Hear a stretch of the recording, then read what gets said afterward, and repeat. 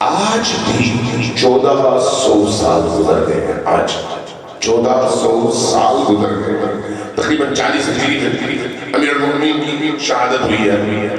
40 اور یہ 1443 تقریباً 1400 سال گزر چکے ہیں. لیکن اب بھی علی کی محبت بھی سر چڑھ کر بولتی ہے اور علی کا بغض بھی سر چڑھ کر بولتا ہے.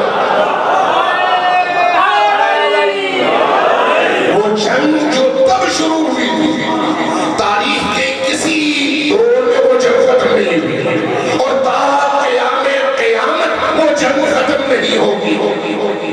تا قیامت کیوں نہیں ہوگی؟ سوال یہ ہے کیوں نہیں ہوگی؟ اس لیے کہ جب تک باطل موجود ہوگا حق نے باطل کے خلاف لڑنا ہے اور علی حق مطلق کا نام ہے. علی وہ ہستی ہے جہاں پر باطل کا گزر ممکن نہیں ہے. اللہ تبارک و تعالیٰ نے علی کو جو مقام عطا کیا ہے نبی کی زبانی.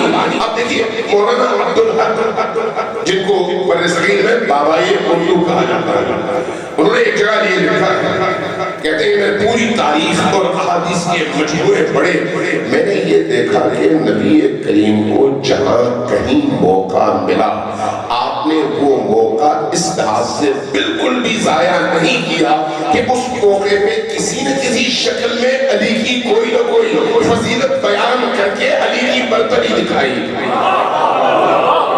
اور اس کے بعد ایک جملہ کہتے ہیں وہ اس کو دیکھ کے لگتا یہ ہے کہ نبی کریم کی بعثت کا ایک بہت بڑا مقصد یہی تھا کہ وہ کائنات کے سامنے علی کا چہرہ پیش کر کے کہے کہ یہ علی ہے پہچانو.